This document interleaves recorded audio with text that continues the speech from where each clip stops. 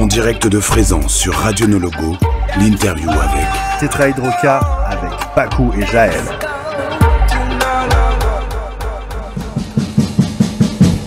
Et nous sommes avec Canaille, du coup, aka Tétrahydroka.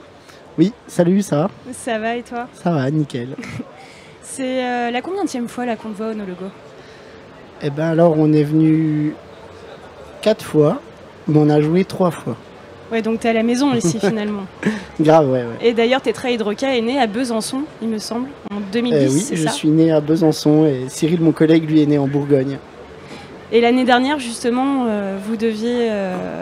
tu devais te produire sur la Dub Factory, mais la météo, elle en a décidé autrement. Ouais, Là, c'est cette année, ça. on prend la revanche, quoi. Exactement, ce soir, on a dit la foudre, ça va être les gens. Et ce soir, vous présentez le projet que vous auriez dû présenter l'année dernière?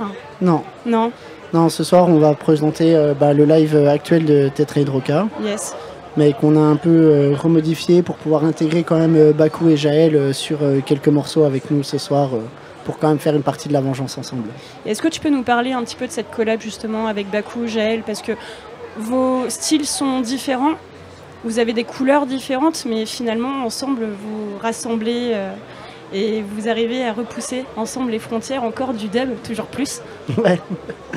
En fait, c'était pour le Nologo, justement, c'est Flo qui voulait une créa. Et il nous a demandé si on voulait pas faire une créa. Et nous, on a dit, bah ouais, grave, on est chaud. Je pense qu'à la base, il s'attendait qu'on lui propose une créa avec des plus gros artistes. Mais nous, ça nous intéressait de bosser avec Bakou et Jaël, tu vois, qui étaient des nouveaux arrivants. Parce qu'ils ont la fraîcheur, en fait, tu vois. Jaël, là, il a 22 ans. Et du coup, de bosser avec quelqu'un de jeune, c'est cool parce que tu as les influences des jeunes de maintenant. Et ça permet, tu vois, de encore plus comprendre ce qui se passe, les évolutions et tout ça.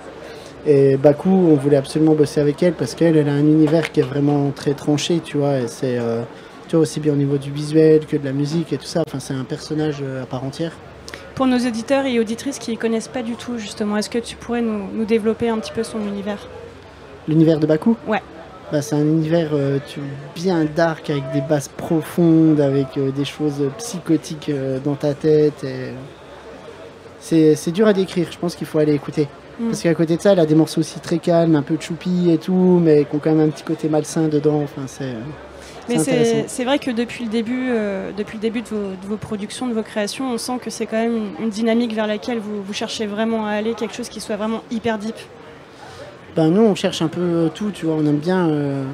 En gros, nous, si on fait du dub, c'est parce qu'on a vu Hightone. Enfin, moi, personnellement, c'est parce que j'ai vu Hightone quand j'avais 16 ans. Ça se ressent, Ils clairement. m'ont mis une claque intersidérale.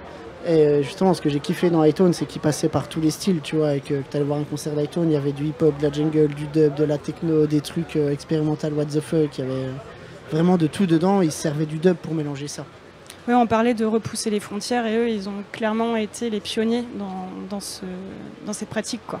Je pense qu'en tout cas, de l'électro-dub à la française, clairement, Hightone et Improvisateur Dub ont été les pionniers, quoi. Et justement, je pense au morceau Entropie, qui est carrément dans cette dynamique-là. Et ce qui est étonnant, c'est qu'à la fin de ce morceau-là, on dérive complètement et on part sur un set sur un morceau qui est acide. Électro, quoi. Acide. Le monde de l'électro, c'est quelque chose qui vous ressemble aussi, quoi, finalement. Après, avec Tétrahydroka, nous, on est deux. Donc, il y a Cyril et moi. Bon, Cyril qui n'est pas encore arrivé, donc il ne peut pas parler, mais j'essaierai d'être sa voix. Mais en gros, nous... Et on t'entend fort. On t'entend fort, poulet. Il n'y a pas de problème. Qu'est-ce qu'on disait avant d'être interrompu? On parlait du monde de l'électro. On parlait du monde de l'électro, c'est ça. En gros, Ponguette, lui, vient plus du monde du jazz, des conservatoires et tout ça, et moi du monde de la techno. Yes. Et la rencontre de nous deux, déjà, est un univers à part entière. Et dans votre musique, et puis même au niveau des noms que vous empruntez, et même quand on regarde le nom du coup, vous empruntez beaucoup au champ lexical de la chimie, de la biologie. Ouais, c'est parce qu'on a bien trippé avec ça au début. Et le côté molécule, et Pong, mon acolyte, lui, tu vois, a travaillé pendant longtemps dans la physique et tout ça, donc tu vois, ça nous collait. Ouais, c'est la question que je me posais justement, s'il y avait une affinité particulière avec la science, en fait. Ouais, il y a eu ça, puis tout ce délire. De toute façon, on vient tous de la chimie, tu vois, je pense. Et je pense à un truc aussi, les puristes du dub, parfois, ils peuvent critiquer votre public, qui est toujours hyper chaud pendant les sessions. Je pense notamment à l'incident qu'il y a eu au Dub Camp avec la sono de Sinaï. Ça a quand même généré pas mal de commentaires haineux sur les réseaux. Peut-être que c'est le moment d'évoquer justement vos valeurs en tant qu'acteur du dub. Je pense que c'est important et de faire vraiment la distinction entre... Nos valeurs, elles sont là, tu vois, les gens qui nous connaissent, ils nous connaissent, tu vois, on va pas chercher à prouver quoi que ce soit. De toute manière, les gens qui nous aiment pas et qui aiment pas notre musique, qui disent qu'on fait pas du dub et patati patata, c'est des gens qui nous aimaient déjà pas à la base.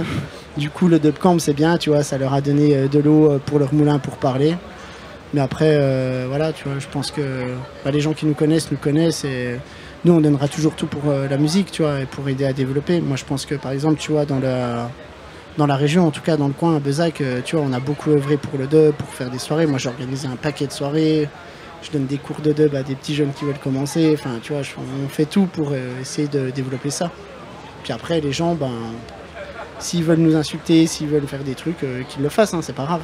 Il y a un pote, il m'a dit, t'inquiète, te prends pas la tête, tu te fais insulter par des gens qui connaissent ton nom, toi tu connais pas le leur, donc tu peux y aller. Clairement. Et donc toi, t'es beaucoup investi justement, à part, tu disais, tu donnais des cours de dub, alors comment tu fais ça S'il y a des gens qui veulent apprendre à produire, on prend contact, ouais, tu passes à la maison, puis... Ça roule. On fait des cours de Ableton. Ok, ça marche. Eh ben écoute, je te remercie. Toi, tu passes ce soir sur la grande scène, oui. Et c'est la première fois d'ailleurs que vous passez sur la grande scène. C'est la troisième fois. C'est la troisième fois, mais tu vois, j'ai même pas révisé mes fiches avant de venir. On a joué une fois avec Panda et une fois avec Brainless. Ok. Moi, c'est mon premier no logo, tu vois. Donc, et ben voilà. Là, ça sera ton premier concert de exactement, c'est ça. Et ben écoute, merci beaucoup, en tout cas, d'être venu parler un petit peu au micro de Radio No Logo. Merci beaucoup à vous pour l'accueil. Et puis big up pour ce soir. Je suis sûre que ça va être lourd. Puis big up à toute la team de la radio. Merci à vous. Merci. Des bisous.